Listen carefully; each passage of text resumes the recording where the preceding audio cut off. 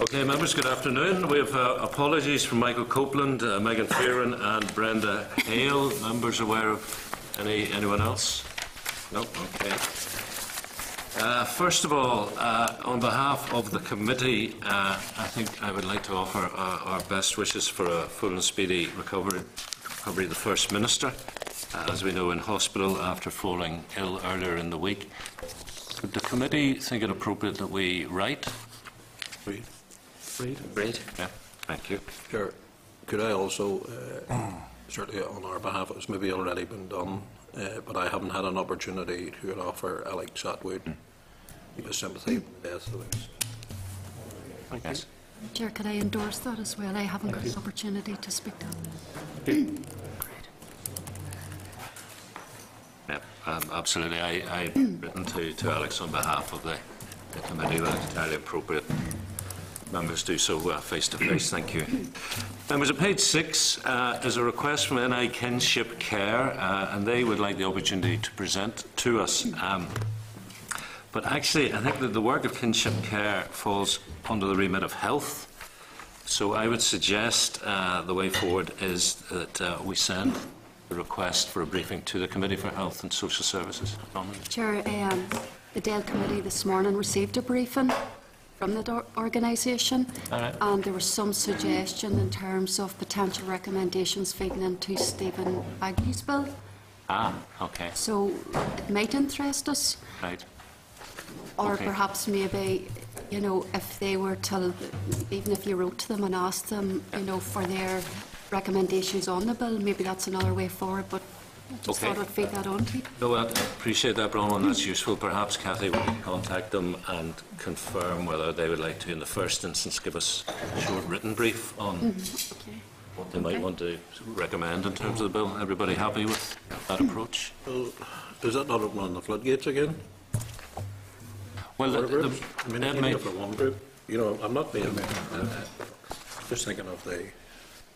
Well, because they've contacted us, we're going to have to respond. And now that we know that it's at least partially an area that we have responsibility for. I mean, it would be very easy to contact the chair of the DEL Committee and maybe ask for the Hansard report of that, if that was helpful, to see what they are saying regarding the bill. I'm just thinking, Chair, that might be more appropriate. If there is a Hansard, it might be more appropriate to have a look at it, and then if there's any issues, was it Hansard? Maybe raise the issues with them. Right. It'll be an audio recording anyway, won't it? There will. Yeah. Okay. We'll ask Cathy to take a look, and we'll progress it accordingly. Members, there's a list of committee current invitations at page 7. And in the absence of any comment on that, can I refer you to the draft minutes of our meeting of the 20th of May, which begin at page 10 of your pack, and ask are members content to agree the draft minutes? Thank you. Next, at page 15, there's a response from the Historical Institutional Abuse Inquiry following our queries regarding the addition of further modules to the inquiry remit. And I have to say, members think it's a very interesting response from the Secretary to the inquiry, and I think the inquiry is just making clear that they value their status as an independent inquiry. I would just add, members, that as agreed, I have now written to OFMDFM to say that we wish to discuss the issue again of individuals who have been abused but in a non-institutional setting and are therefore do not have access to the HIA when FM and DFM come to us, but obviously there may be a question mark about whether that goes ahead given FM's current position. Bronwyn, do you want to?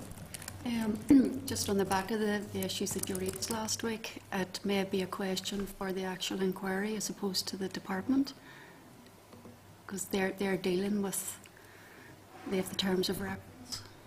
But it's up to you. Well, what they're saying is they're bringing in 3 new institutions and also looking at Brendan Smith insofar as his activities fall within their terms of reference.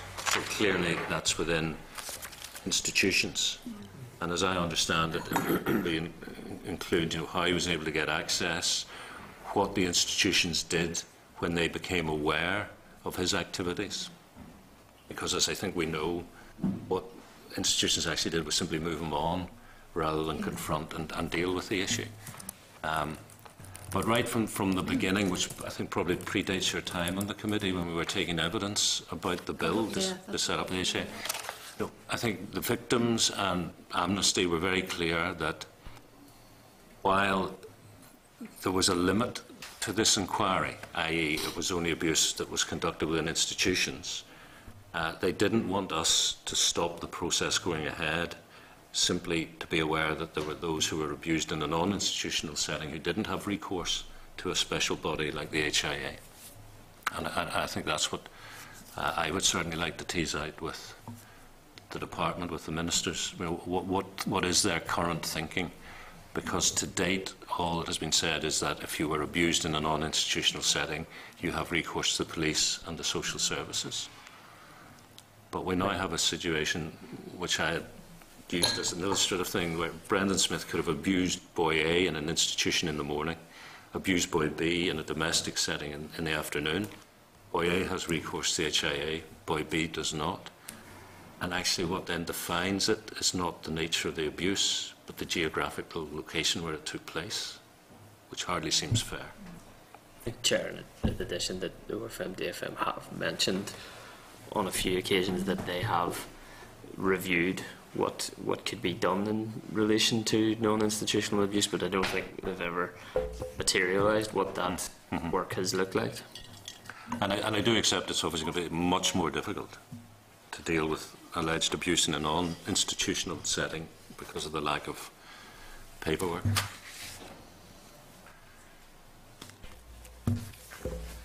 Any other comments, members? Are we happy to process? I think we need to be very careful, Chair, in relation to any more contact with the inquiry, given the process, the judicial process. I think that's already been indicated by them, hasn't it? So how do you mean? You know, that they would look at this committee getting involved in the middle of an ongoing process. We've got to be very careful. Yes, yeah, I think they're happy to give us factual responses in terms of... But we need to be very careful in terms of pushing it too far with them, because it could be seen as interference, and certainly I wouldn't be happy to put my name to that in the middle of an ongoing process.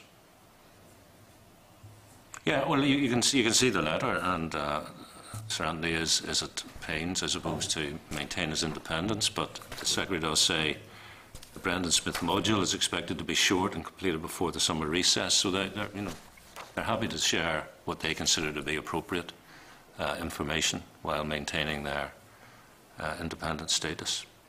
But I don't see any reason for contacting the HIA inquiry on any issue at this stage, Jimmy. I'm more interested in the ministerial response to those who fall out with the scope and remit. Okay, members, page 17 then is a list of outstanding correspondence. In the absence of comment on that, I refer you to our correspondence summary sheet. This week it's on page 20. Chair, can I just ask one question in relation to outstanding committee correspondence? One of the pieces is request for Commission for Victims and Survivors Northern Ireland advice. I can't recall exactly what advice to which that refers, but I'm wondering, is it advice in relation to the potential models for pension for seriously injured, and if not, whether we could seek update from the department if and when it is going to be able to release the advice it received from the Commission in relation to that issue? Right, this is the one. It says 19th of February 2015. Right. It may not be the same advice. It's with regard to those under paramilitary threat, and whether or not CVS&I engages with them. Yeah, that's been going for a while. Yeah. An additional, maybe this is for correspondence, but additional request is I know the Commission for Victims and Survivors have had advice on the potential for a pension for seriously injured with the department for quite some time. Yes. I wonder if we could ask whether that advice would be published. Okay. We haven't written in those terms before. Okay. So this is a way of injured group have submitted through the CBS, or?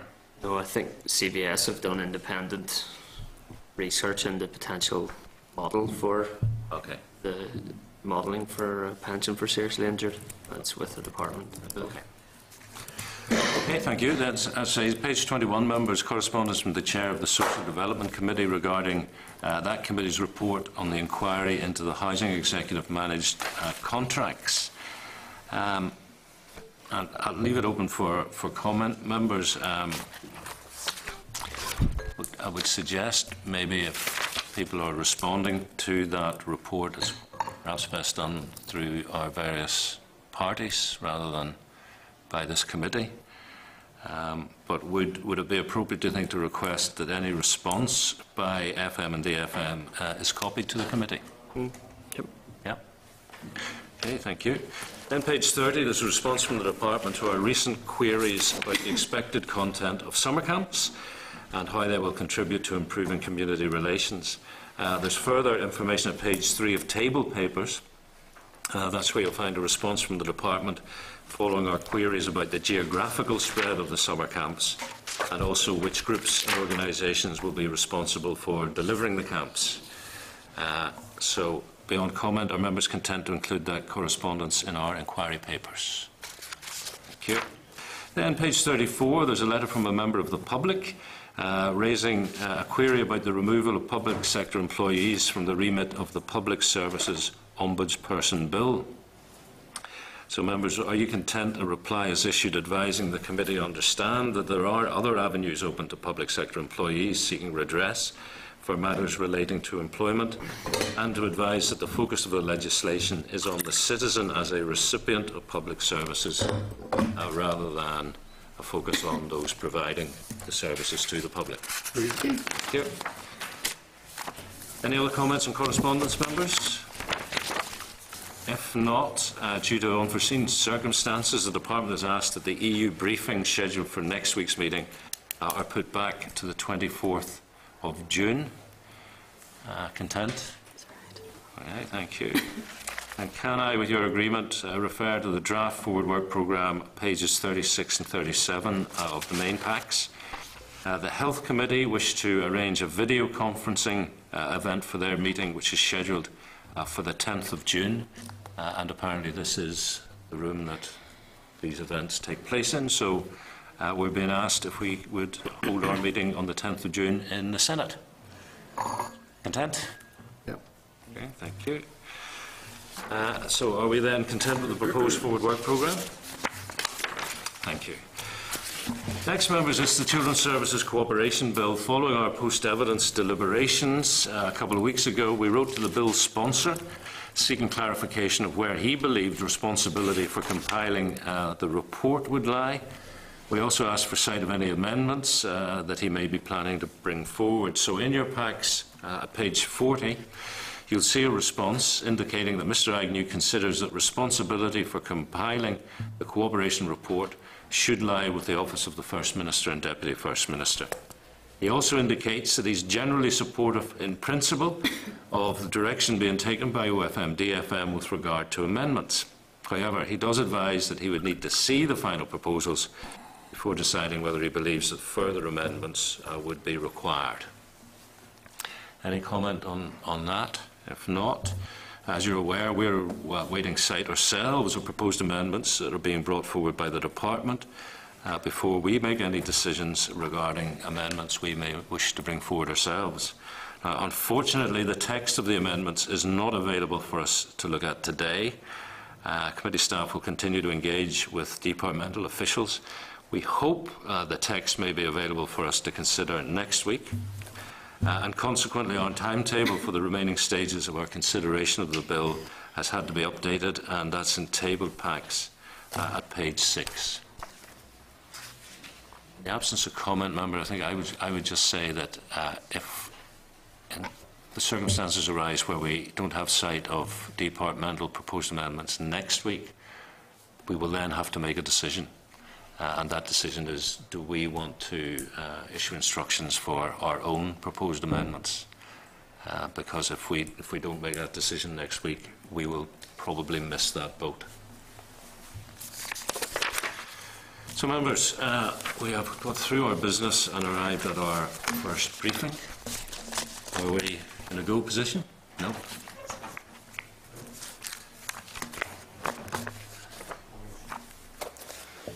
On their way, so we'll just suspend for a few minutes, members. The Northern Ireland. Okay, members, the first of our two departmental briefings is on delivering social change, and to talk you through the packs. The brief from the clerk is at page 44.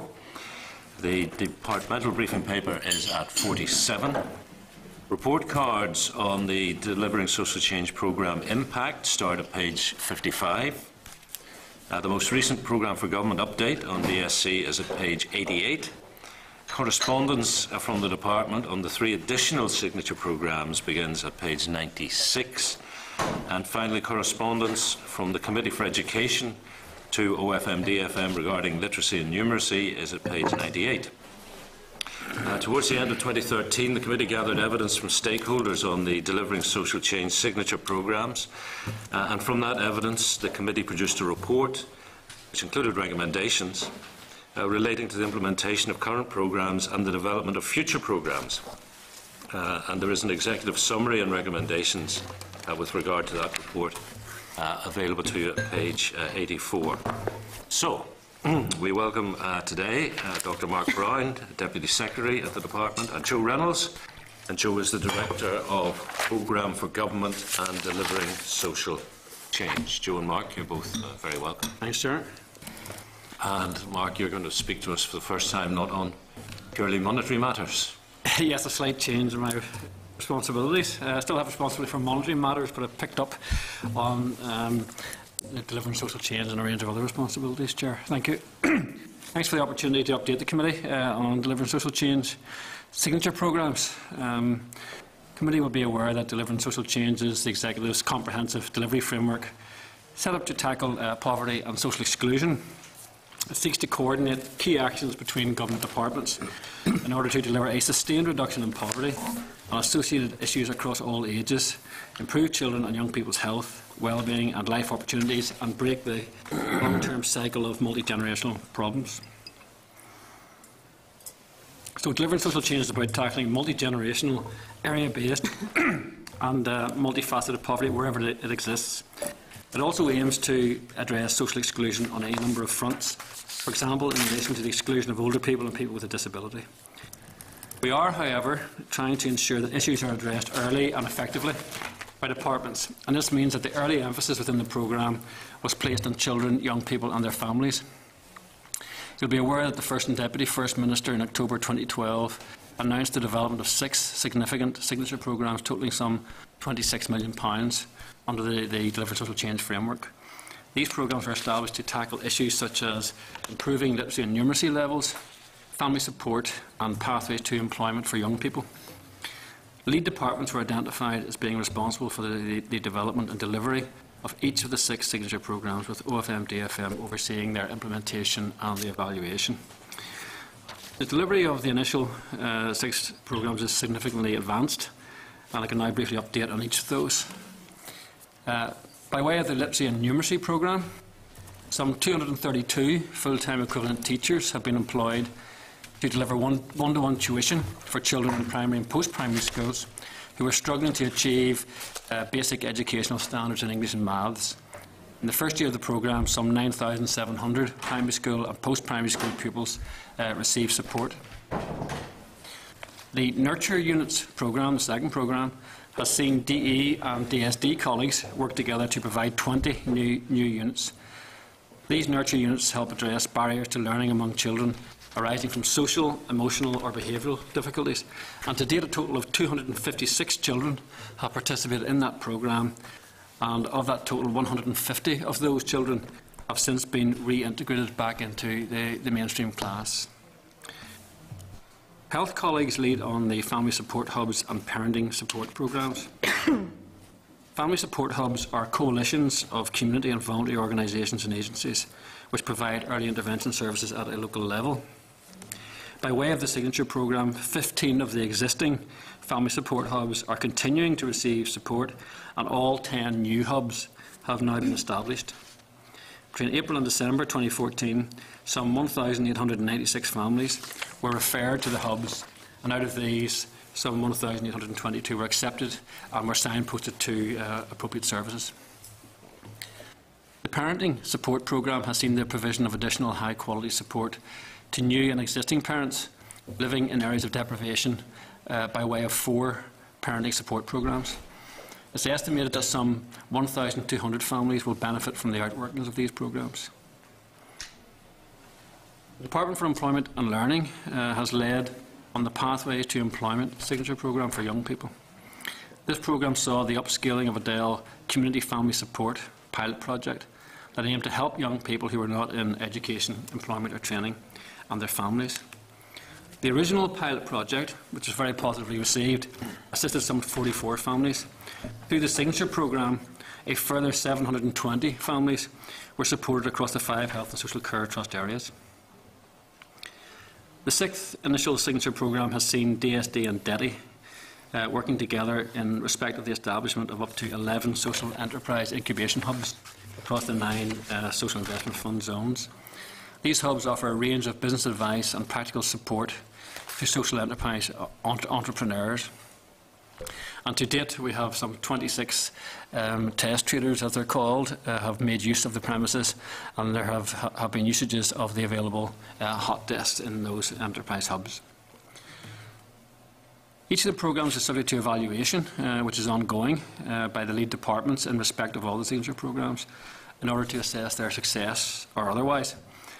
In addition, an outcomes-based approach has been used to provide definitive information to OFMDFM on the impact the programmes have had on the participants involved. This information is presented in the form of report cards, and copies have been provided to the committee in advance of today's meeting. Regarding the potential continuance and future financing of the programmes, I want to highlight that when the initial announcement was made by the First and Deputy First Minister in October 2012, departments were made aware that the central funds allocated to each lead department to be very much viewed as seed funding, and that it would be for those lead departments subsequently to maintain the programmes within departmental budgets should they be deemed to have been successful. With this in mind, we have asked the lead departments to identify their intentions or otherwise around the mainstreaming and continuation of these programmes, where evidence shows they have clearly had and continue to have a positive impact. The L colleagues have advised that they intend to continue with the delivery of the Community Family Support Programme. 40% of the required funding will come through the new Northern Ireland European Social Fund, with the remaining 60% being made up of Dell and DHSS PS funding. With regard to the Nurture Units Programme, DSD and DE have advised that support from the Change Fund that was established with DFP from July 2015 to March 2016 will ensure that the nurture provision is sustained while research is completed and future policy is developed. Chairman, these initial 6 signature programmes were first developed with very much with the intention they could lead to a real difference being made to the lives of some of the most vulnerable children, young people and their families. Whilst the formal evaluation results and the associated statistical evidence relating to the programmes are still awaited, and indeed in some instances may take some time to come through, we've been reassured by the very positive feedback we've received from both those involved in their delivery, as well as some of those children, young people and families who have benefited from the service that they have provided. Positively around the impact of the programmes, it's also starting to be further reflected within the draft departmental outcomes-based report card which members have had sight of. Following from those initial 6 programmes, a small number of other signature programmes have since been announced. In October 2013, junior ministers announced proposals to enhance play and leisure opportunities for children and young people. Given the budgetary constraints, officials are currently working with stakeholders to embed play within existing relevant policies, programmes or strategies to the mutual benefit of the existing schemes and the play and leisure signature programme. In addition to this, a range of potential actions are being developed that could be taken forward as and when funding allows. More recently, in September 2014, the First Minister and Deputy First Minister announced the development of 3 further signature programmes. These programmes focus on dementia, early intervention and shared education, and will be co-funded by Atlantic Philanthropies. Progress with the development and implementation of these programmes is ongoing and is being monitored through the Delivering Social Change Atlantic Philanthropies Programme Board. Chair, I hope that has been reasonably comprehensive. I hope the committee has found the information useful. And Joe and I are happy to expand on any of these aspects or to deal with any queries that members may have. Okay, Mark, thank you very much. I'm not sure whether some of the questions will be ones that you can answer given their lead departments involved in all these initiatives. But for example, you're saying 9,000 school-age children have had help with literacy and numeracy. Would you know what the global figure is in terms of the number of school-age children who need that sort of help? I wouldn't have a figure, Chair, on that. What I can say, and find the figures here, is that in the schools that were supported by the Delivering Social Change programme in 13-14, the proportion of young people who are achieving, the benchmark here is a grade A star to C in 5 GCSEs, including English and Maths. Yeah. And the proportion achieving that rose in the DSC funded supported schools from 39.3% to 45.4%. So that's an increase of 6.1 percentage points. I don't have the precise figures here, but I know that that is greater than the average across all schools. Right, so the evidence is there that it is making a positive difference. The evidence is there. Well, it seems to be there. I have to get the full evaluation, but yeah, when you look at the global figures, it seems to be a clear indication of an impact, positive impact. Okay. The scorecards, Mark, I think useful that you're going for an outcomes-based approach. I would certainly always support that. But I'm a little confused. For example, the Incredible Years, which begins, it's page 60 in our pack, but I'm not sure if there's a page number for you. So it says Incredible Years, it's a series of programmes for parents, children and teachers based on social learning theory, providing prevention and treatment protocols for children up to 12 years of age at risk of conduct disorder. And you have this category, is anybody better off?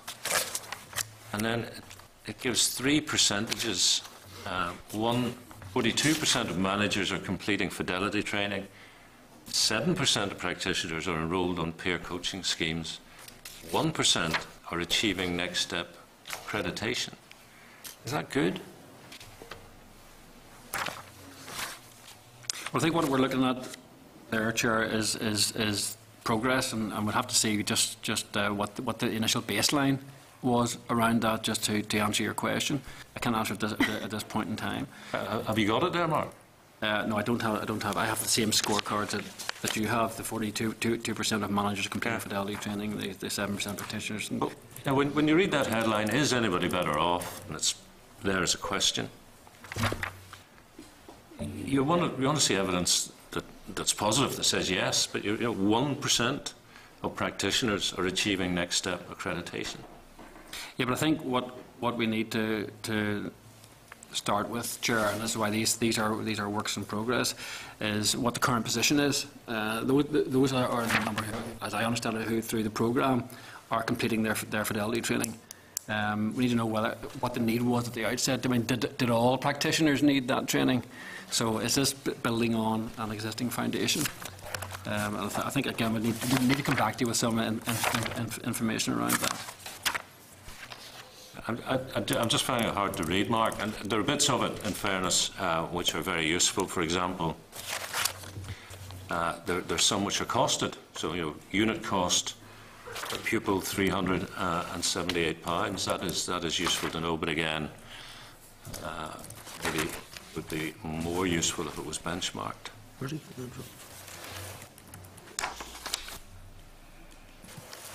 Certainly, yes. a lot of information on those scorecards. Well, again, Chair, I think these are scorecards in development. I think what you've got an example of some of the indicators that have been identified. They do need to be baselined and then to show the progress against the baseline in order to give the range of information. But they are based around the concept of how much was done, what was the whole activity, how well was it done, what are the measures around this, and is anyone better off? both at the level of the individual programme and the level of the population. But it takes time to build up the range of data, and at this point these are not complete scorecards.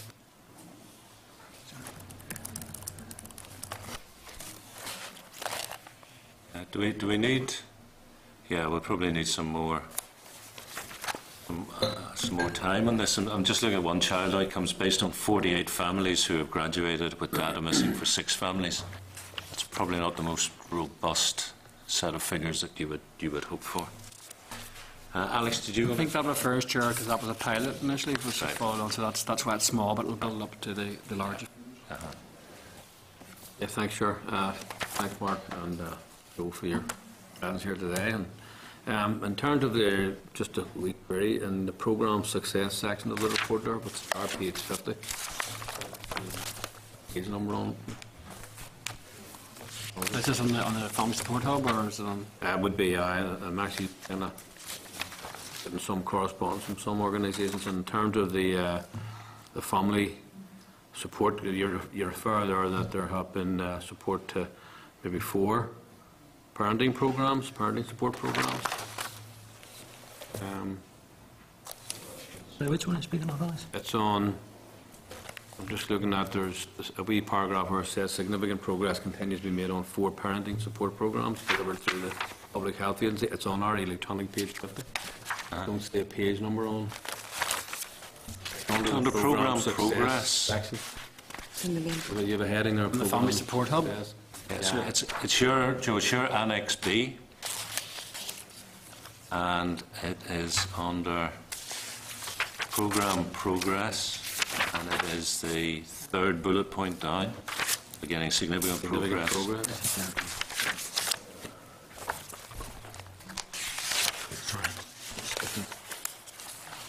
I mean, I wouldn't expect much detail on it, but it's just in terms of there, it refers to parenting support programs, and that's delivered through the Public Health Agency. And I'm wondering about, do teens, parenting teens come into that as well, given the sort of what can be turbulent period for some teens and parents, given the kind of issues they're dealing with, being leaving school or maybe going to training or going on to university or going to work or not, as the case may be. Just wondering, does that parenting teens come in that as well as the? I don't see the detail of it here. It's on page 6. And support your teams.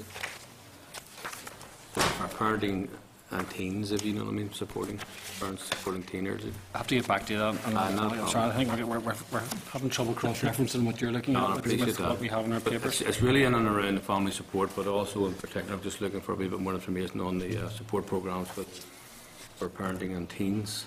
There has been a support programme for Yeah. Yes. Yeah.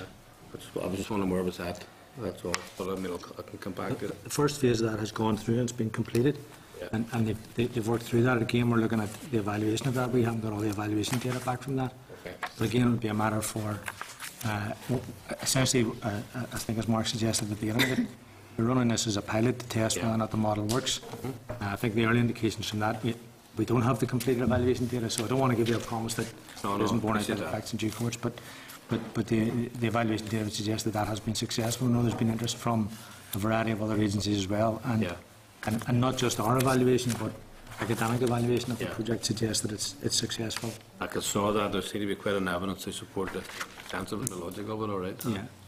Okay. No, I appreciate that. And there's a scorecard also as well on parenting your teen, which sets out information about an 8-week parenting support programme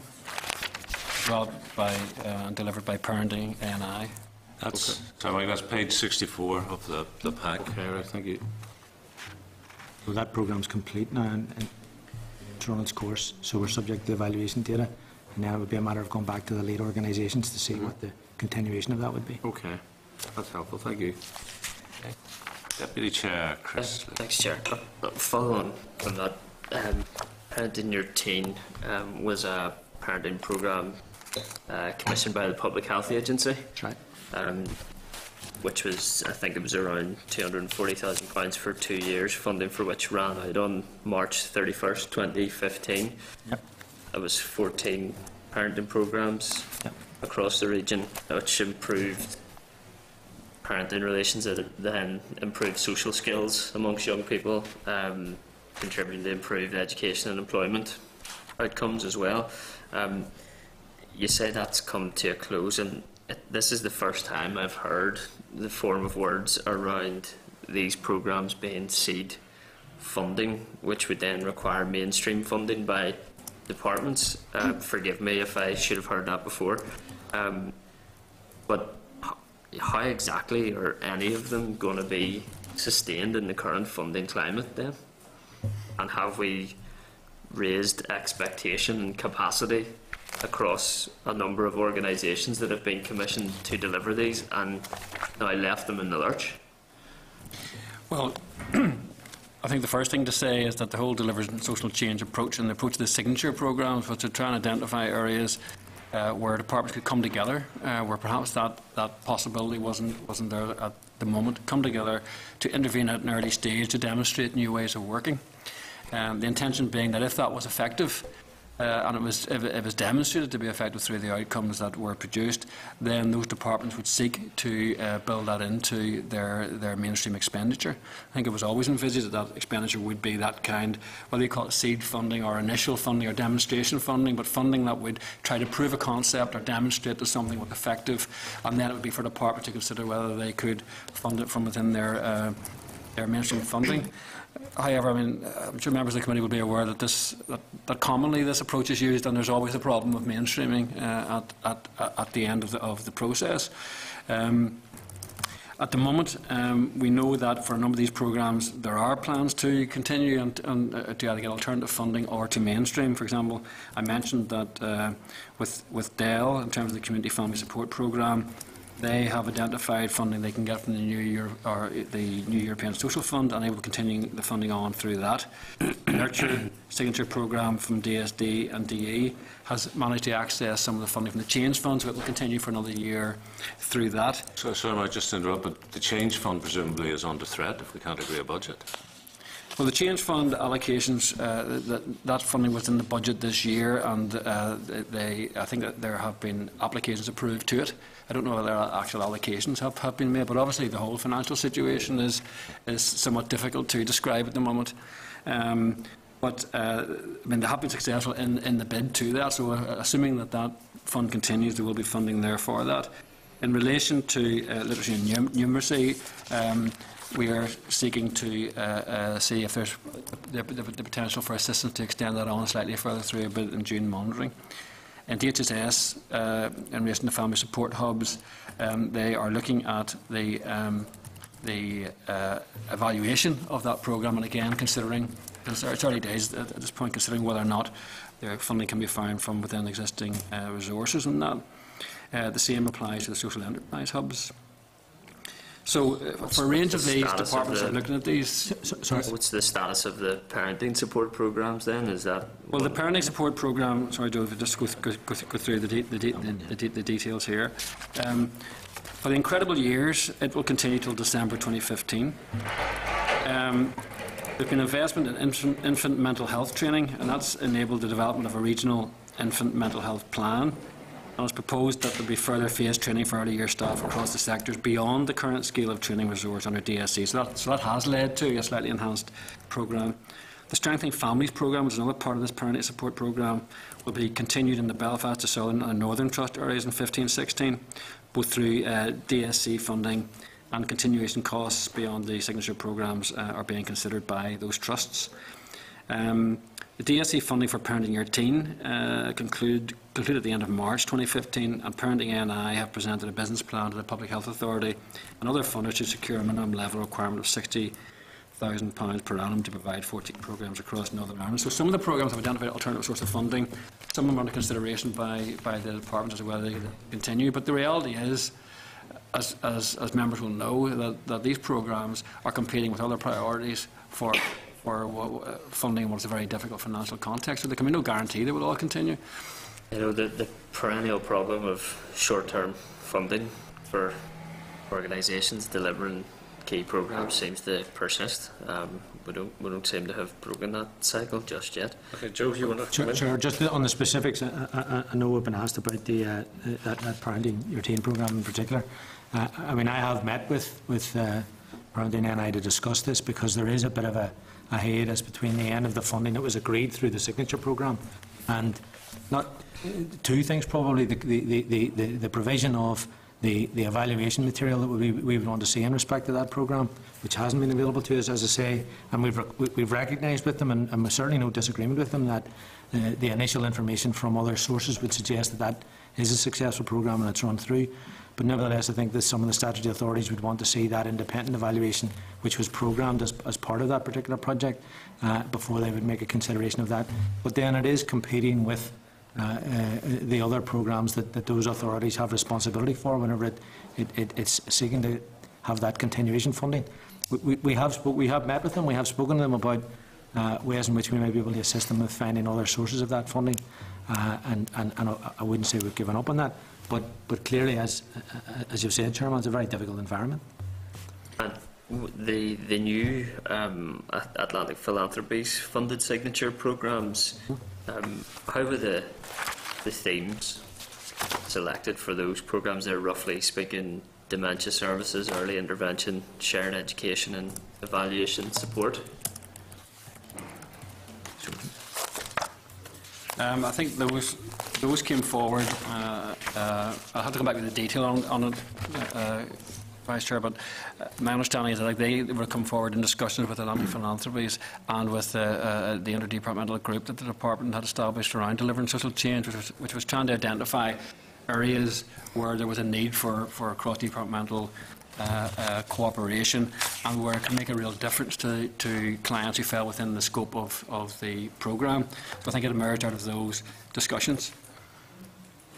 Yeah, that's roughly speaking 22.5 million from delivering social change funds and 25 from Atlantic Philanthropies.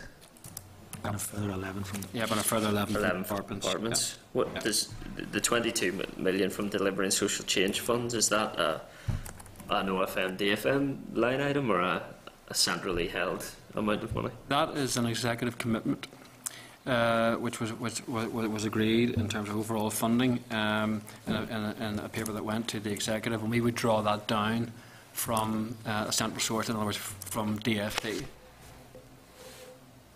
Can I come back as well just on your question about the selection of the topics? I mean, I think as Marcus said, they were in agreement with Atlantic about programmes that they would wanted to co-fund with us. But I think they were also going back on Mark's initial comments when he gave some opening remarks, talking about the issues that might identify and that you might be able to address, and they are specific to the themes that we've identified, but they're also about looking at questions of how do we encourage and develop cross-disciplinary work, and in attempting to do that, we're looking for some themes where that might be able to be evidenced. So that would have influenced some of their thinking, I'm sure, whenever they came with those suggestions to the table. It's obviously a significant outlay, 22.5 million pounds. Was any consideration given to what that 22.5 million pounds would do for the existing signature programmes, or did it have to be new, I presume, further pilot programmes? Well, it's 22 million pounds, which leverages something closer to 60 million pounds total expenditure, because we have both some input from the departments themselves, but also from Atlantic. So that was a significant consideration whenever we were deciding on that. They're fairly narrow themes compared to the previous signature projects, though. I think the whole issue, I mean, they pick up on very key themes, particularly around dementia, for example, which is an issue which is of significant interest and concern. Which is getting 6 million of the 60 million. Can I Yep. just on that? Clearly, if Atlantic Philanthropies are putting in 24.65 million, they would expect to have a say in where the money goes. Yep. But we took a look at DSC in early last year, and our recommendation was, if there were going to be future signature projects, that there should be comprehensive consultation with practitioners in the relevant fields. And I'm not hearing that happened. from what you've said to date. So can I confirm, did that happen? Well, in relation to with the initial signature programmes, and as I understand it, in the decisions around Atlantic Philanthropies, there would have been discussion with the cross-departmental board, which would have had members from all the different departments on that, and they in turn would have consulted within their departments as to what the key issues of where the key areas of need were, where the potential was for areas that met the criteria. But they're not practitioners. Negotiated with Atlantic Philanthropies. But they're not practitioners, Mark. Well, there are some practitioners in the health department, for example, the chief medical officer, chief pharmaceutical officer, etc. So there would be some there, but I appreciate what you mean. You mean out in the actual professional community. Chair, I think there also has to be a distinction drawn between the extent to which those folk were involved in the selection of the projects, which I think was the original question, and the extent to which, once the projects had been selected, they were involved. And there certainly was widespread stakeholder engagement with those types of stakeholders whenever we're talking about the design and the delivery of what was going to take place. So there are two different stages to the process. So once you decided Dementia Services was going to be a new signature project, there would have been that level of engagement. Would have been that level. Okay, thanks. Sorry, can I go back on one other point that was referred to, which was the allocation of the funding to these new additional projects, rather than a reconsideration of whether or not the resources that were available should have been applied to the original 6 programmes. I mean, one of the ideas around the original 6 programmes was that it was essentially a time-limited exercise in itself. So using those resources to continue something which should have been time-limited would have in some way undermined the original suggestion of what we were trying to do. Well, that was another recommendation of ours, which was the executive could seek a cross-party commitment to the continuation of the DSC framework for the next mandate in order to secure the longer-term focus on these complex issues. I don't think what we said is at odds with that, because the commitment to the DSC framework remains the case, and that's why you would have additional programmes and why you would try and investigate whether or not using that methodology, using that model and that approach is informative, is helpful, not least in the way in which the executive centrally, through delivering social change programme in our department, is operated, but also the way in which that is used then to leverage new ideas from other departments and their functional responsibilities. I think it is at odds, because we referred to on these complex issues rather than these and other complex issues. So it was specific to the 6 signature projects in the initial tranche. I think that the general approach here, Chair, in terms of delivering social change, has been to highlight and identify different ways of doing things. And in the longer term, that can't always be with additional money. It has to be around directing existing funds in the best way to meet the issues that have been identified. So the signature programmes and the subsequent programmes that were funded, and as you say, Atlantic Philanthropy did have a say, because it was their money, a substantial amount of their money, and they wanted to direct it in particular areas to test particular approaches. It was very important that money in those projects proceeded to a point where they could demonstrate their value, and were then capable of demonstrating to the departments how best they might use their existing mainstream funding. Was there a tension between what they wanted to focus on and what you wanted to focus on? I'm not aware that there was a significant tension there, Chair, but I wasn't involved in detail of that at the time. I mean, in terms of the areas that they've identified, the early intervention and the improved integration of early year services, I mean, that is something that's consistently identified as being critical for the development of young children. In terms of dementia, that is a huge issue, a huge and growing issue, on which there is a focus, and the funding that they were able to make available was very welcome in enabling us to move forward in this. Yes, I take the points in terms of using additional funds to find new ways of doing things, but the additional funds in this new round is £33.8 million. £11 million are direct from executive departments, and 22.5 of which is in a central fund, which I presume executive departments have made, or executive ministers have made some sort of agreement with as well. So that's a significant amount of money to invest in more additional ways of doing things whenever we seem to be struggling to mainstream the last new way of doing things. I think in all of this, Vice Chair, we're always seeking to find better ways of delivering the services that we currently deliver. So inevitably, once you've completed a project, you've evaluated it, you take learning from that. You either extend it on in some sort of pilot to get new learning, or you move to another area.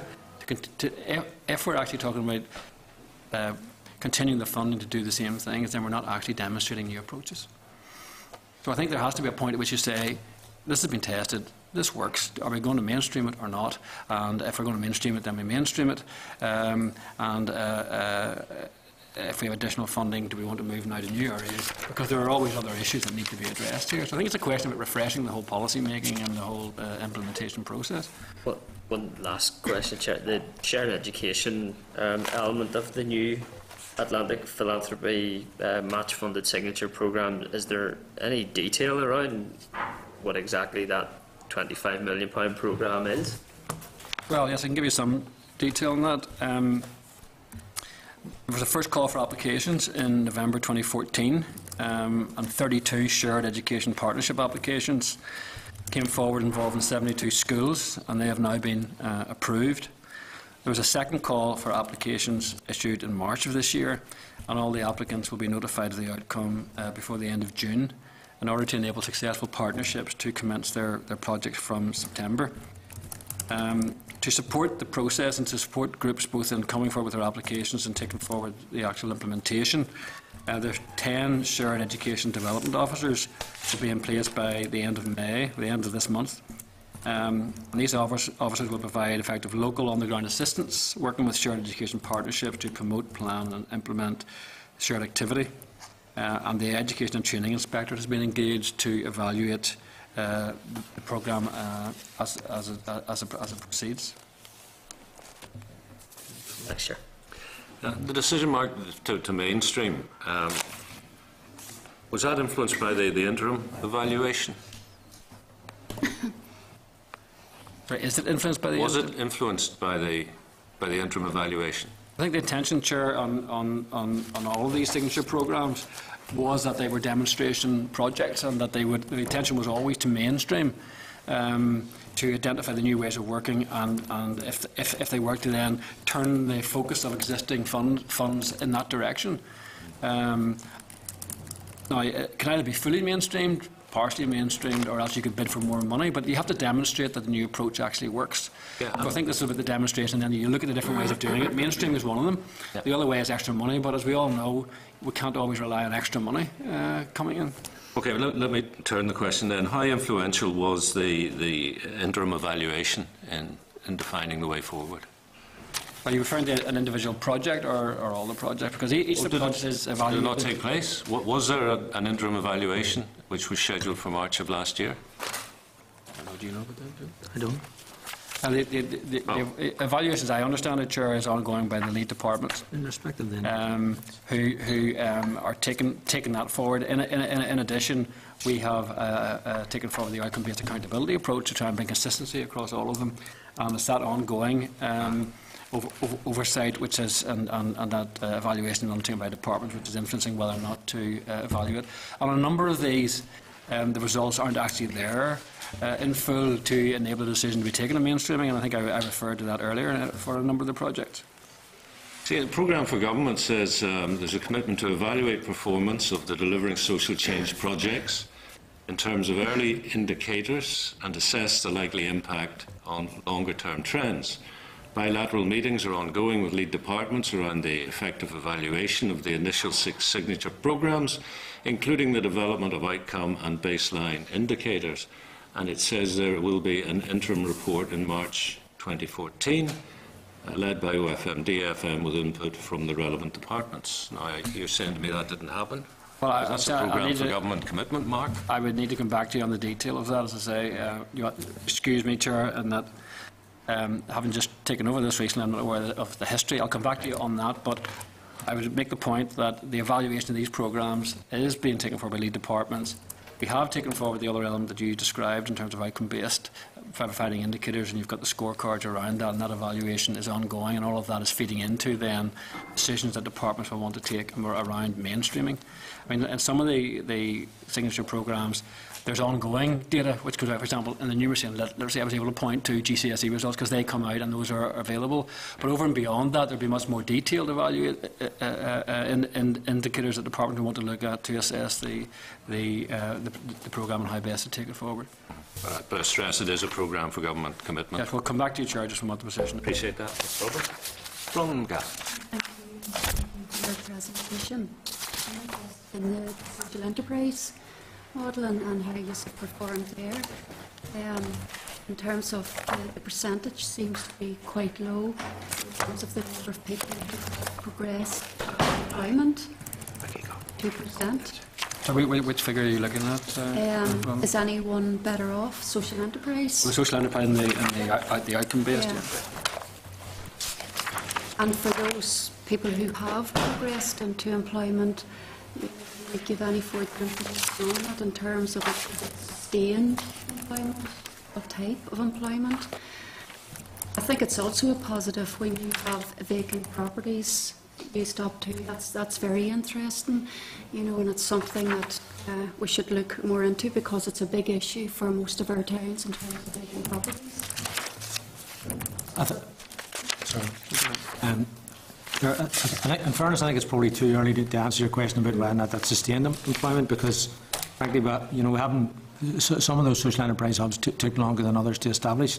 There was a difficulty, I think, about identifying appropriate locations for them, and then for having those locations appropriately equipped to be able to accommodate the needs of what we had intended through a hub. I think some of the early attendance at them has also differed from what we might have initially anticipated in terms of who might have come in and what type of usage it might have been put to. So what we're working on is the data we have at this stage. I think in respect of that particular programme, because there was a delay in establishing all of the hubs, that data isn't as full as we would want it to be, and it's not as mature as we would want it to be. And in particular, even if that were the case, if they'd been operating for longer, if they'd been operating for the full time of the Delivering Social Change programme, I'm not sure that we would, with any great confidence, say that the employment that had been gained from that could generally be called sustained, because that just takes time to get through. Some of those people have been helped to develop business ideas they already had. In other cases, they've been asked to develop new business ideas. So that's why the data indicates that we're trying to measure a range of different outcomes and activities from that. If we were only measuring it in terms of sustained long-term employability from it, then we would have to agree with you that the numbers at this stage remain low, but it's early days. Regarding you know, people who have been referred on to other programmes, interventions, 1%, what was the rationale for that? Sorry, where are you taking it? Again, just Yeah, looking at outcomes. that. Yeah. Again, those are the figures that are coming out from Was this not from working? You know, was this intervention not working for them? Is that why they were referred on? Well, it could be that this particular approach wasn't appropriate for that individual. There was some other labour market programme that would have helped them to benefit more. And in that case, I mean, this is really about providing an environment within which those who have an entrepreneurial idea can come and use the facilities and develop that idea through. That idea may or may not work. And that's part of what we're trying to test here. It's also about making desks and computer facilities available to those who want to use those to develop ideas. But I think the key point here is some of these ideas might not work.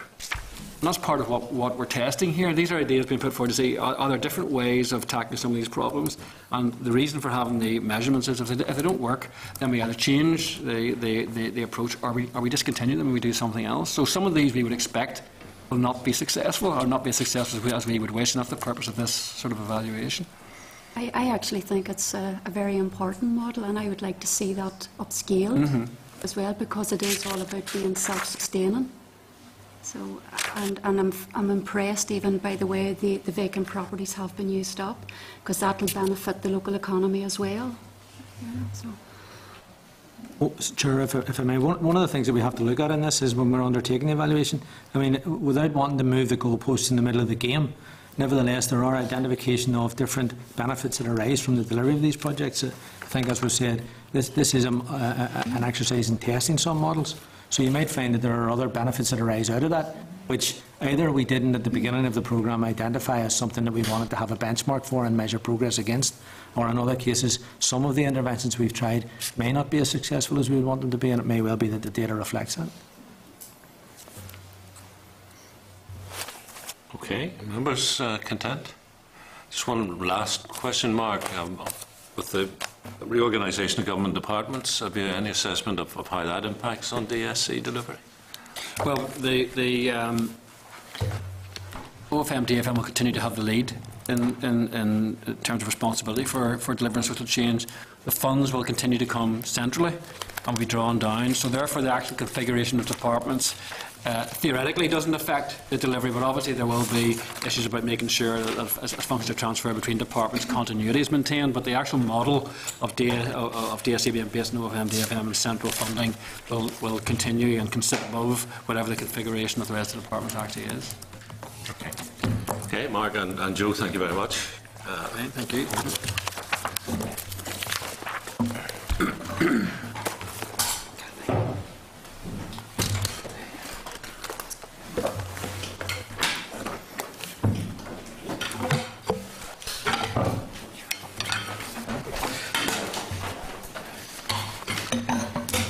Right, next, members, it's a briefing from officials on the Social Investment Fund. We were last briefed on SIF in October, and again, there are a number of papers in your packs. The clerk's brief is page 105. An extract of follow-up correspondence following that briefing in April is on page 114. The most recent programme for government update on SIF is at page 115. Follow-up correspondence received in March 15 and November 14 at pages 121 and 123 respectively. And the written briefing from the previous evidence session last October is at page 126. And finally, a paper from OFMDFM was received at 11:36 on the 26th of May, 11:36 yesterday. It's provided at page 9 of your tabled papers. So we welcome Lawrence Highland, who's head of the Social Investment Unit, Ricky Irwin, who's the director of SIF and of Victims, and Dr. Mark Brown, Deputy Secretary of the Department. Mark, you're an old hand at talking to us about non-financial matters. Yes, it's put the ears on me already, Chair. That's true. Thanks very much, Chair, and again for the opportunity to update on the Social Investment Fund and the progress that we're making to deliver projects on the ground. Was keen to attend today so I could place on record as early as possible to the committee how important the Social Investment Fund and its successful implementation is to me as the newly installed director for what we're now calling the Finance, Strategic Investment and Social Change Directorate, under which SIF now sits. Members will be aware that in 2011 the Executive set aside £80 million, split equally between capital and revenue, for a social investment fund designed to deliver social change through tackling poverty, unemployment and physical deterioration. Members will have been previously briefed on the extended time frame and delays with the Social Investment Fund, and we acknowledge that there have been issues. However, I want to highlight today where we are now and where we hope to be in 12 months and 18 months' time. Progress has been made and continues to be made. Currently, we have committed funding to 33 projects across all 9 the social investment zones, to a value of approximately £53 million, which represents 2/3 of the total available budget of £80 million. These projects are a mixture of both capital and revenue. If I focus first of all on revenue projects, of the £40 million available for revenue projects, £26.8 million has been committed to 12 projects. 5 projects worth £11.9 million are already up and running. And it's anticipated by the end of July, this will increase to 8 revenue projects worth £18.5 million, and that by September, this September, we'll have 11 revenue projects actually up and running worth £24.6 million. In terms of revenue projects, some examples of those that are up and running are the Derry Londonderry Zones Community Works Programme, which is a £3.3 million employment project providing long-term placements targeted at the young, the under 25-year-olds, long-term unemployed. We have the Belfast South Zones Early Intervention Project, which is a zone-wide project worth £800,000 providing interventions and family support from pregnancy through to primary school.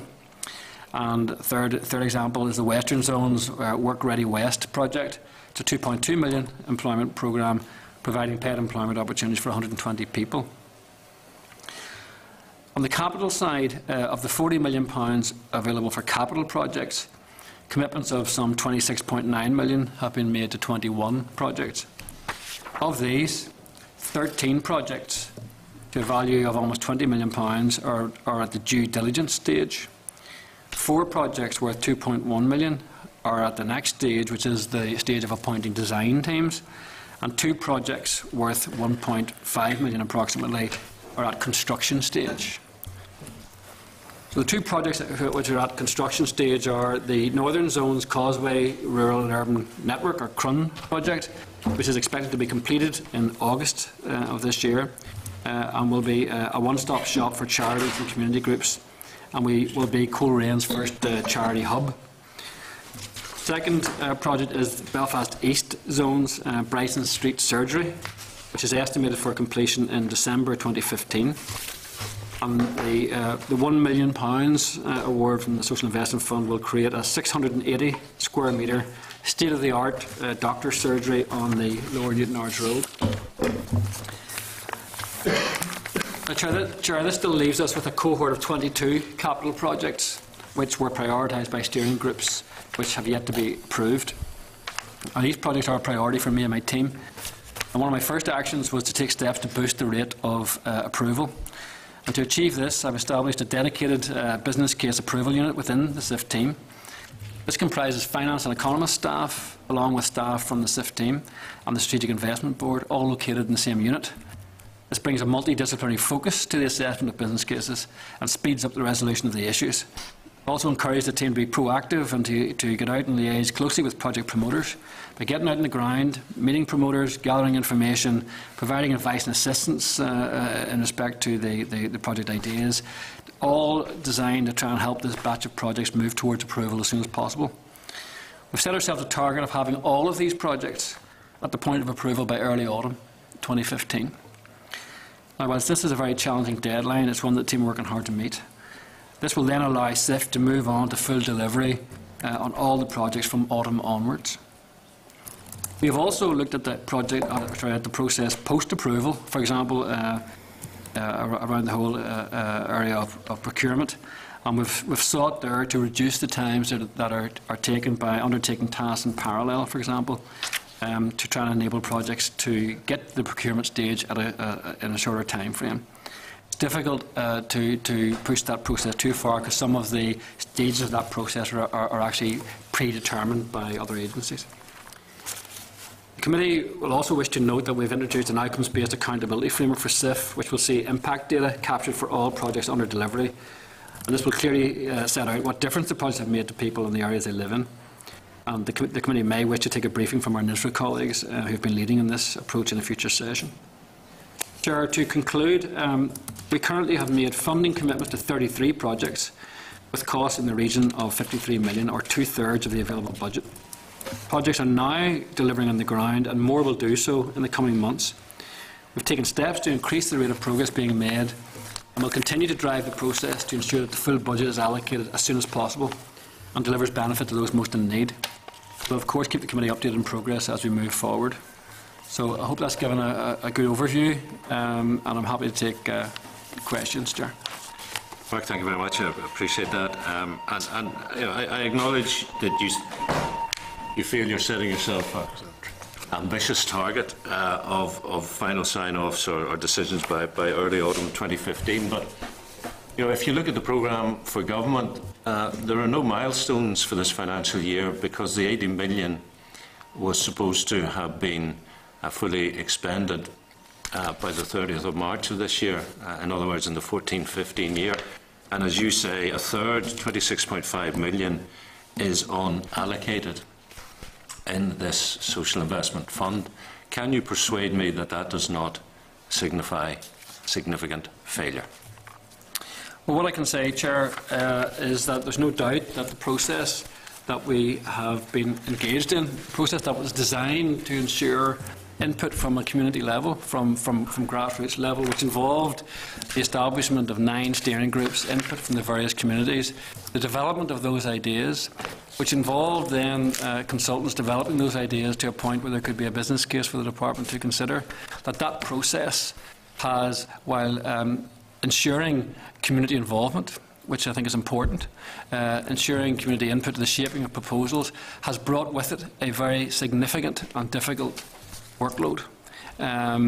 Many of the proposals, when they came in, even after the investment appraisals had been done to the department, were not at a very well-formed stage, had quite significant information gaps and difficulties, which has meant that a large part of the work that has been done in the department has been trying to, first of all, to clearly understand what was intended by the steering groups that brought the proposals forward, and then to try and get the investment appraisal or the business case into a shape with the appropriate information on sustainability, on outcomes and on funding and funding sources, to get all that information there to ensure that it was in a position where it could be approved.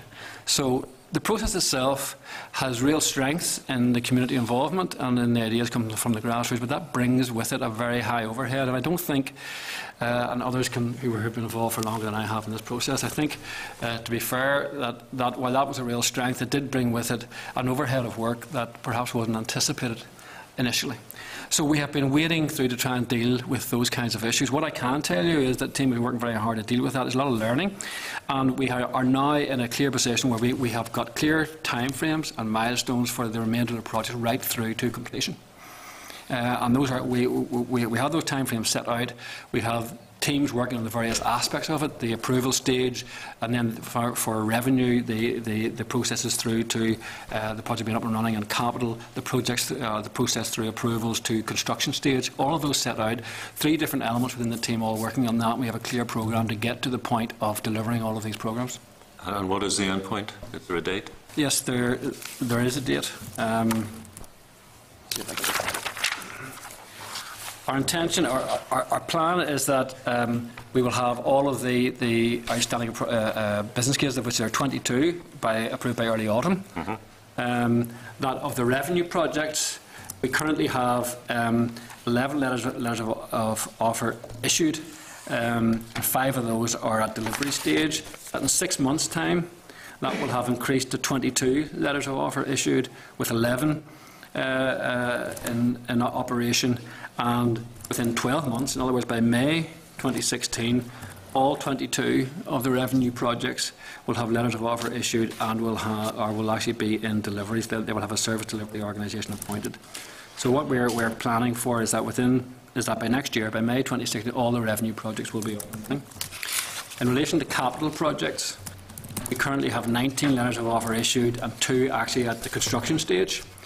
Within 6 months, we hope that will increase to 34 letters of offer, with 4 at construction stage. 12 months, we anticipate that will rise to 34 letters of offer, with 17 at construction stage. And then within 18 months, by November 2016, we're aiming to have all the letters of offer issued and all of those capital projects at construction stage. That's the plan that we have set out, and we have worked through. We've got more detailed project plans underneath each of those to try and to try and ensure that we can meet those timeframes. Okay, thank you. That's very useful.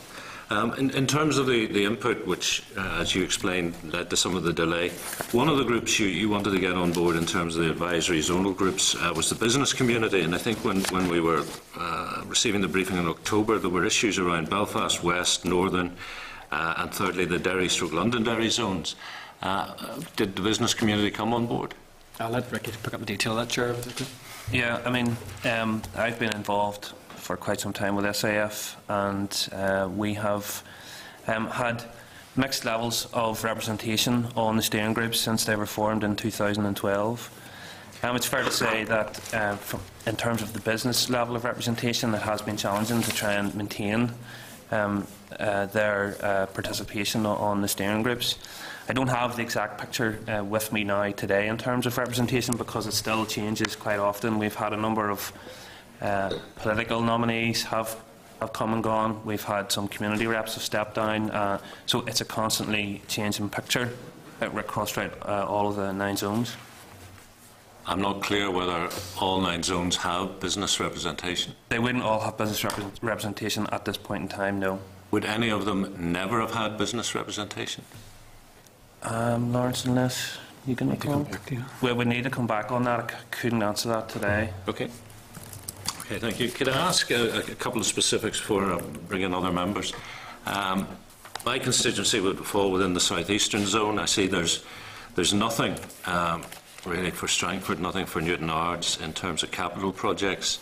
In terms of revenue, there's one initiative for the whole of the southeastern zone, an early intervention project seeking to improve educational attainment by targeting school readiness and transition between primary and post-primary. Can you tell me some more about how that works? But, Chair, just in terms of, you said there's nothing there for Newton Ards, what the committee have are all the projects which are at the letter of offer committed stage. There are other projects which haven't been approved yet which do bring Newton Ards in terms of capital development. Yeah, but in terms of what's agreed. So what is this Transitions Early Intervention project? I believe that one is actually, it's not at that stage yet. I wouldn't have the exact detail of exactly what that is. 2.6 million revenue programme. The summary there pretty much sets out the broad overview of the project in terms of educational attainment by targeting school readiness. That would be a zone-wide project.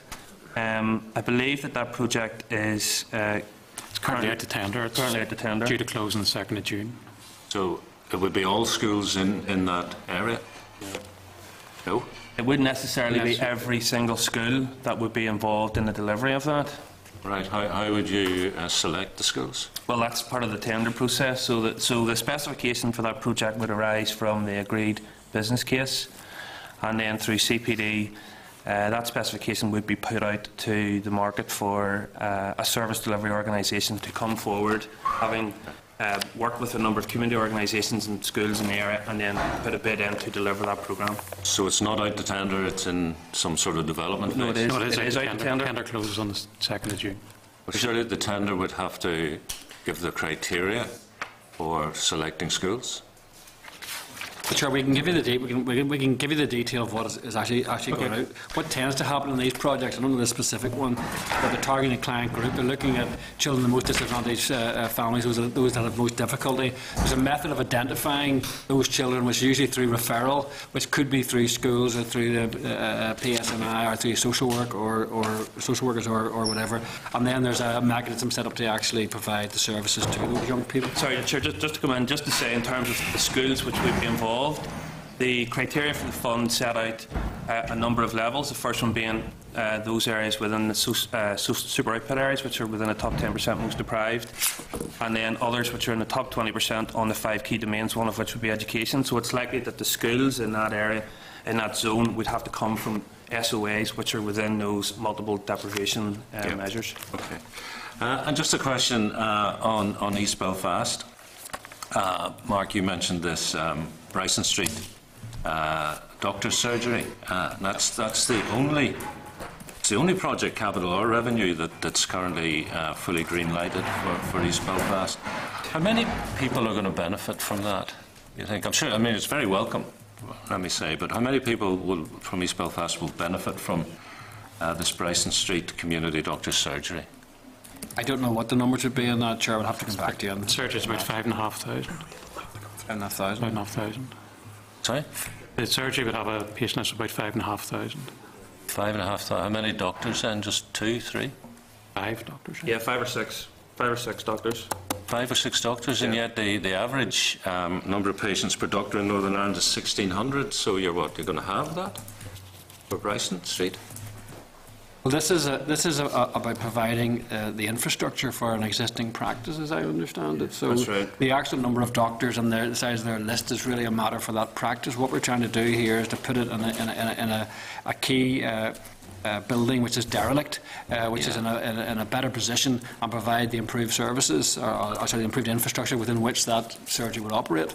So the actual decision around the number of doctors and totally clients out and of stuff kilter with the Northern Ireland average. I mean, if you're having 6 doctors, you should have a patient list of 9,600. Well, I don't know the details. That could be that in the area that they're in, perhaps the demands coming from the local community are different to the average across Northern Ireland. There could be other specific circumstances around that. Presumably it's in the business case, is it? The number, yeah. The number would be in the business case, yeah. Yep. I mean, just the other thing to add is that there are further projects which are approved in East Belfast, Yes, yes. where the letters of offer haven't been issued yet. Yeah, but if you're having 5 or 6 doctors and you're only having 5,500 patients, that's fantastic for them. But what about the rest of the country? I think, Chair, the reasoning behind funding this project is around mixing up both or addressing an issue of dereliction, addressing the inadequate facilities that the surgery is currently operating in, and moving the surgery to a point where it can better provide for the community. That may or may not have an impact on the patient list. The actual decision around the number of doctors and the size of the list is one for the surgery and one for the health service. I thought it's in the business plan. Well, there may be information in the business plan about the size, about the size of the list and the number of doctors in order to inform what square footage the actual building ought to be in order to provide the relevant facilities. But the actual patient-doctor ratio wouldn't be a matter for the SIF programme. That would be a matter Might for be the health an service. issue for some sort of a quality impact assessment. If the Northern Ireland average is 1,600 patients per GP and you're offering it at something maybe half of that figure. Well, again, Chair, I don't think we're offering it. That is what the surgery is already providing, and what we are doing is improving the physical infrastructure within which that surgery is operating. Okay. Well, the 2011 census says there are 92,221 residents of East Belfast, and this SIF fund is going to benefit 5,500 of them only. Is that good? Well, the purpose is and this is the only project at the minute that is funded. There are a range of other projects that will be coming forward for the area. This is one of the areas of highest deprivation.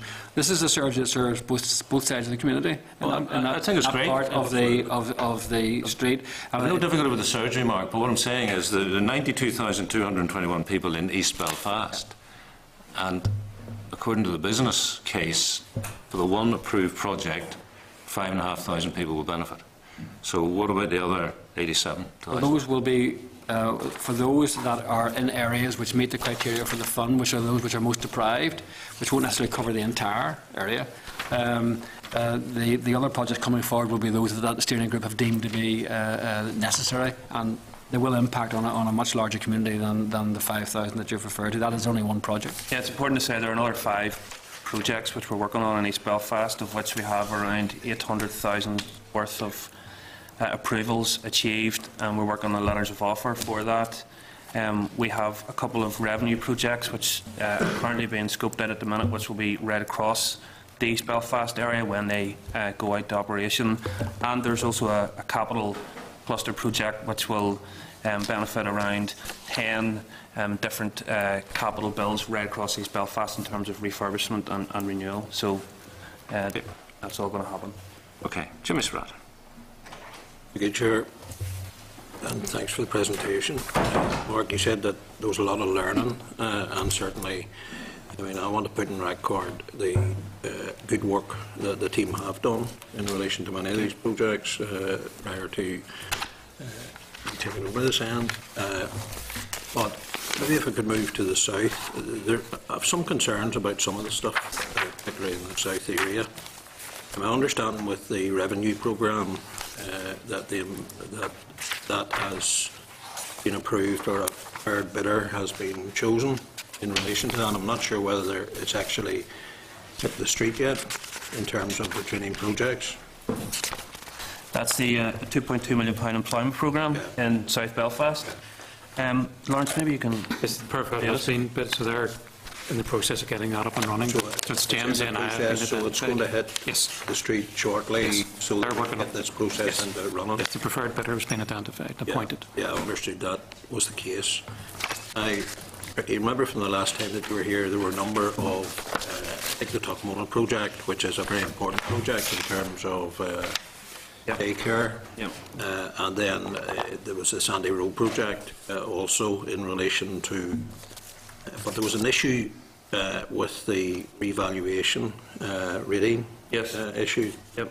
Just wonder where that is. I know the DFP have been very helpful, and LP, the land property, have been very helpful as well in terms of moving fairly quickly to sort the problems out. But I understand there's another issue with VAT.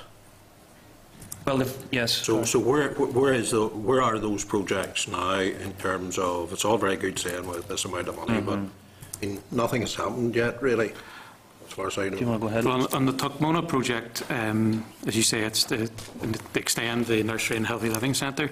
We've identified that Diageo have a charge on the strip of land in the car park. Diageo, Drinks company? Right, okay.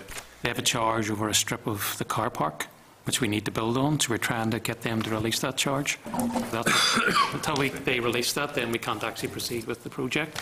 So we're trying to get the Diageo to release their charge. But everything else has been sorted in terms Yes, everything else is sorted. In terms of Sandy Row, and just, Lawrence, can I ask you how long that's likely to take in terms of that project, in terms of, I assume, by the way you said it there, that there's some sort of an agreement with Diageo?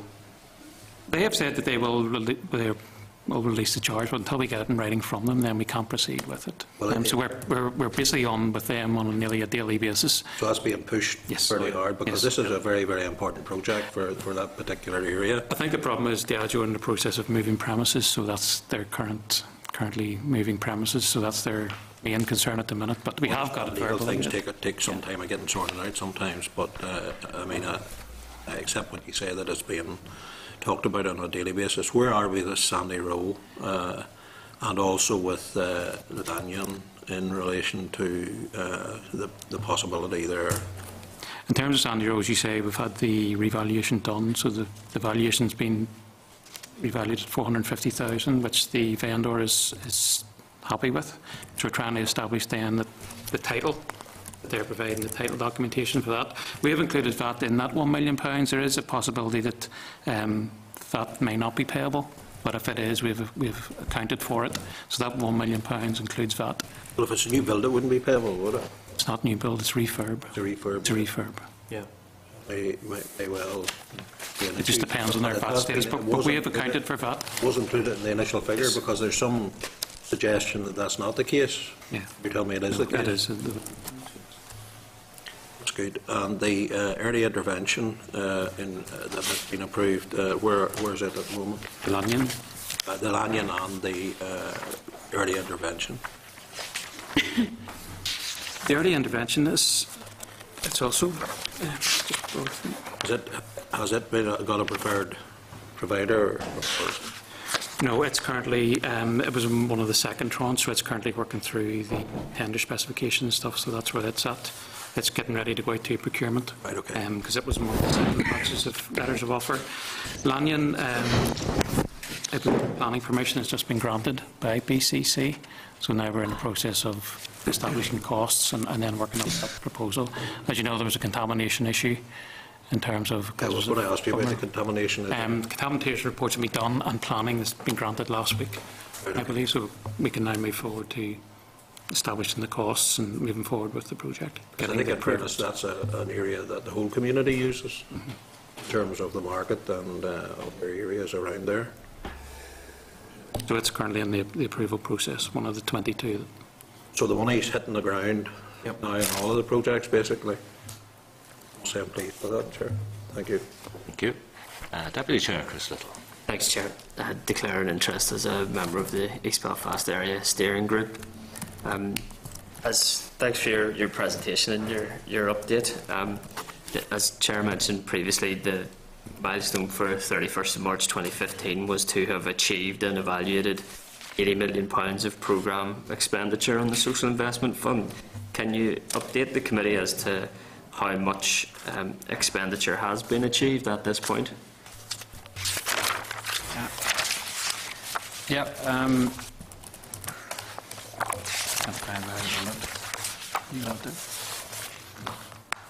Yeah, I mean, last year there was £900,000 spent. This year, at the moment, there's been £147,000 spent. We are projecting the rest of this year further spend, our total spend of £12.4 million. That's split between £7 million capital and around just over 5 million revenue. And of course, then you have the ongoing profile beyond that for 16-17 of 26.3 million, 17-18 of 26.7 million. Okay, I appreciate this was before you commenced on the project, Mark, but so by 31st of March 2015 there was approximately £1 million of expenditure? Yes, that's right. And I think the discussion we just had with Mr. Spratt illustrates some of the issues that we face around this.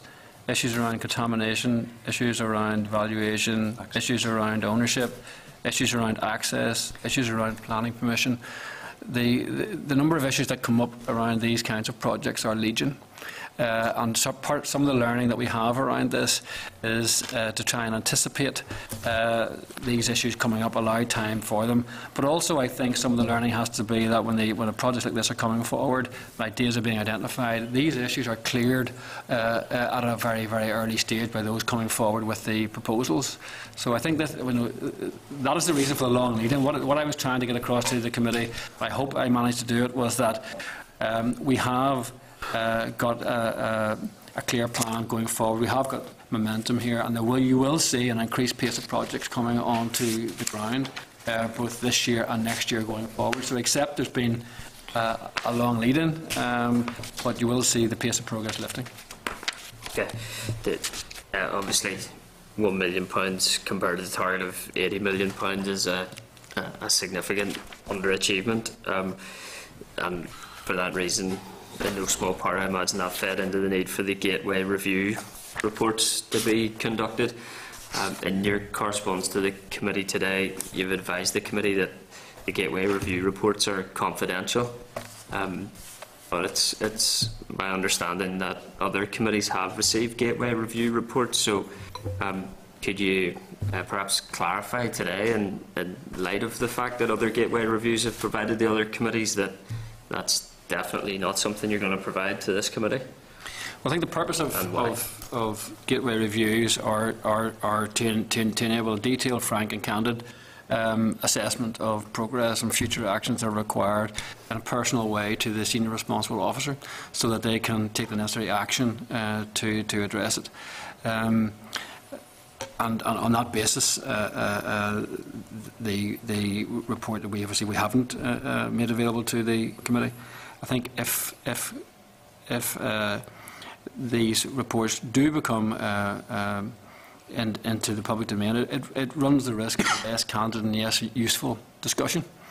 What I can tell you is that the issues identified have been dealt with, and it's been very helpful in identifying actions that could be taken, and those have fed into the sort of milestones and rates of progress I identified at the start in my presentation, and I think you will see, the committee will see those coming through in a faster rate of progress. I mean, already I think you referred to £1 million spent, but there's 12.6 million, whatever it is, this year, ramping up, we hope, next year to 26 million. So what you're seeing is a programme that's taken a while to wind up because of all the problems we've identified early on, but is now starting to play through. There's a clear pipeline in place, clear processes in place, and there will be clear delivery on the ground and increased progress in the delivery on the ground as we go forward. Appreciate that response and the forecasting, but you'll appreciate that our role as a statutory committee is to scrutinise milestones that are set by the department, and that's obviously a very clear milestone for the end of the last financial year. Given that scale of underspend, do you not think the public interest, public concern, that scale of underspend is significant to demand more transparency around what exactly went wrong for there to be only £1 million expended on £80 million target? Well, I think I would make maybe three comments in response to that, Vice Chair. The first is that the £80 million commitment from the Executive remains. So when we say underspend, it may not have been spent in the particular year in which it was provided, but the commitment to provide £80 million for the SIF programme is there. So no money has been lost in that sense to the SIF programme. We have identified to the committee some of the issues that we have faced, and some of the discussions we've just had today have identified some of the issues that have emerged around the projects, and which will continue to be dealt with. And these are not peculiar or specific to the SIF programme. Any capital programme, significant capital programme in particular, but also revenue programme, runs into these sorts of issues around planning permission, around contamination, valuations, ownership, legal title. All those things all come into play. I think the other aspect to make clear is that the budget allocation that has been made available each year, which is currently 14 million revenue and 15 million capital, where it hasn't been spent on SIF projects, has been made available to other projects within the Delivering Social Change programme. So it has been spent on identified projects which are meeting a real need. So no money has been lost to SIF in the longer term, and the money that has been made available each year has been used on other worthy and important projects within the Delivering Social Change programme. I appreciate there's no loss. I think to say £1 million expenditure on £80 million target is not peculiar is something that I would disagree with. I mean, are you concerned at any point that the like of the Audit Office or the Public Accounts Committee might become concerned with that issue? Well, I think, Vice Chair, the Audit Committee will or sorry, the Audit Office will do what it chooses to do. What I can say is yes, as a department, are we concerned at the rate of progress? Yes, we are. Would we like to have done it quicker? Yes, we would. Did we make every effort to do it quicker? I think the answer to that again is yes, we did. We have put resource to this project, but I mentioned earlier on that, and I think the point has been made before, OFMDFM was not set up as a delivery department. We did not have legions of people who are capital experts and revenue experts to deliver this programme, so we've had to develop that expertise. We've also drawn on assistance from others in doing that, but we've learnt the lessons, and we now have ourselves set up in a way that we are able to deliver. And what I can say is that yes, the 1 million isn't what we would like it to be, but looking forward, I've set you out a plan for how we will achieve the spending that we need to achieve under this programme. That within a year we expect all revenue projects to be up and running, and within 18 months we expect all capital projects to be at construction. That is still a stretching target, but we're fully committed to trying to achieve that. And yet, if things go to plan, delivery that you speak about of Social Investment Fund under the Executive Department reform goes to the Department of the Communities in 2016. How much of a chance do you think it would be to transfer that learning and delivery to that department, or will staff be on another journey? Well, the working presumption in the restructuring of departments is that we're functionally transferring the staff transfer with the function. So the expertise that we have in OFMDFM will be available to the Department of new Department of Communities. The other point to make is that the Department of Communities will also have significant numbers of staff from the Department for Social Development, which itself has significant expertise in these areas. So it's not as if the function will be going to an area which has no expertise at all. It will be going with the staff who are delivering it currently into a department which has quite considerable experience in this area. Indeed, there are people that have argued it should have been in Department for Social Development from the start. No, I don't share that view. But I think I've mentioned this in when I was talking about the programme for government. I think some of the learning for us, and I think for everyone in this, is that when you're trying to develop a large-scale programme from scratch, you need to allow sufficient time to get the resources in place and to get the expertise in place before you can actually start delivery. And perhaps, not perhaps, that clearly was underestimated in this case. Okay, thank you very much. Thanks, Chair. Yeah. Mark, can I just go back to the Gateway reports, because you've given us a very articulate, logical explanation for why you believe they should not come to a committee like this or go into the public domain, and yet the Department or the Finance Committee have received the Gateway reports. So how is that?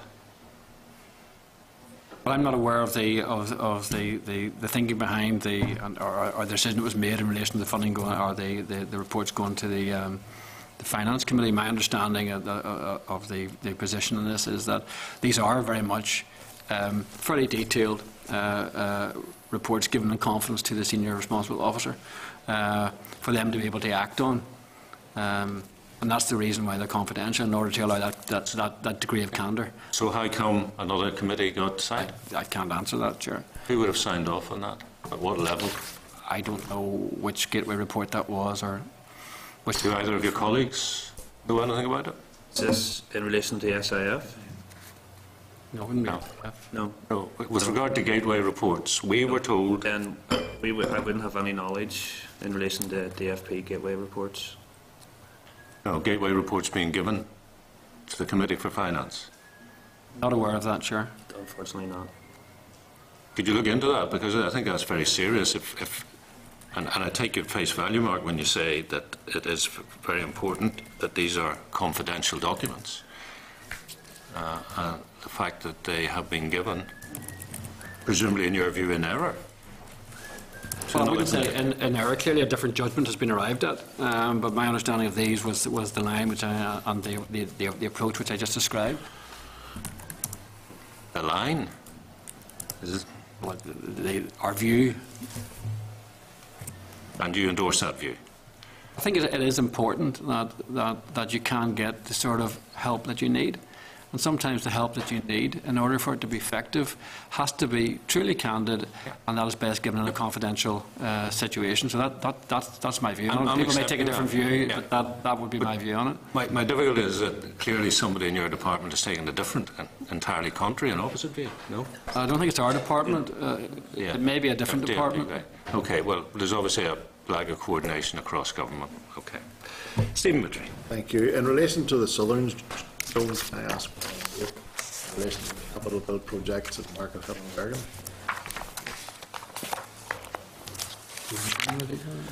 In Market Hill and Bergen. is that the new YMCA new direction? Yes. Hey, Lawrence, can you update? Is on that we sought validation of the costs from CPD, and they've come in quite increased from what we had estimated at. This is the Market Hill one, or the? Yes, Market Hill one. So we're currently then having to seek revise the business case for that because of the increase in costs.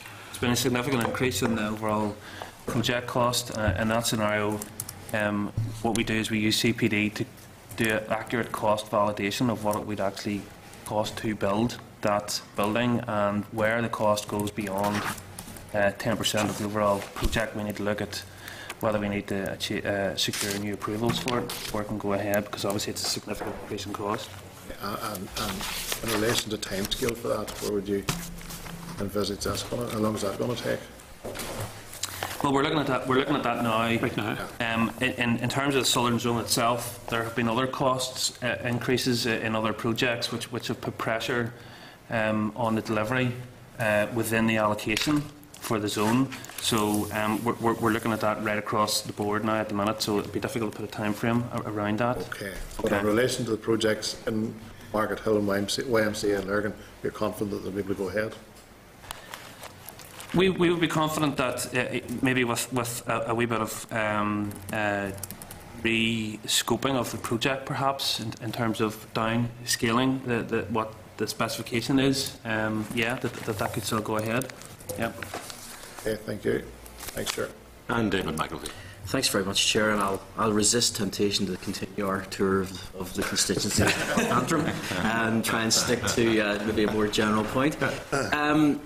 I'm a little bit torn on this underspend, I have to be honest. I'm still just trying to get my head around it, because on one hand, I would be the first to criticise you if it was, if you know, to meet a deadline of the end of March, there had been a kind of a lowering of the threshold to try and just get the money spent for the sake. I think that would have been a massive failure on the part of the department to do that, and I'm glad in some ways that they resisted the temptation to do that. However, on the other hand, and despite my upbringing, I seldom bring religion into politics, but can I suggest to you, if you read nothing else today, you read Matthew chapter 25, and you'll read a story about a man called the 10 Talents. and it's quite a famous story where one man in particular who was told to go away and make money for his boss, rather than doing so, buried his money and waited for him to come back so that he wouldn't lose any. And when you were explaining what has happened, I kind of had that story going around my head, because in the private sector, if somebody was asked to go away and deliver a project, and they had so many months or years to do it, and they came back after those months or years, and they hadn't just under-delivered, but they had actually just delivered, I think, £1 million out of £80 million is roughly about 1.25% of what was anticipated. You know, this is not just a little bit of an underspend. This is an underspend of epic proportions compared to sort of what we were hoping to achieve. I suppose I just want to try and get my head around. I know, Mark, you've helpfully explained around there was more administration than expected, there was more challenges around how the applications were assessed, and I respect that. But I guess I just need to try and get my head around, how did this go so wrong? You know, I could understand if we were sitting having spent half of it, and I think the argument of, you know, we had some unforeseen circumstances, I think that would come, you know, I think we could probably stomach that. But to get it so wrong is, I think, what is the concern. And it almost does, just to refer back to the biblical story, it almost does have a little bit of, I mean, is the department becoming so risk averse now that, you know, they're so afraid of sitting in front of the PAC that they actually don't make the right decisions, that they actually don't come up to the mark and say, do you know something, we're going to spend some of this money and we're going to take a few risks here, because this money was to benefit the community, and at this moment in time I don't think the community has got what they hoped for or what they expected. And I think it's those people that we have to answer to. What is the environment? We are where we are. What is the environment that has caused this to go so epically wrong?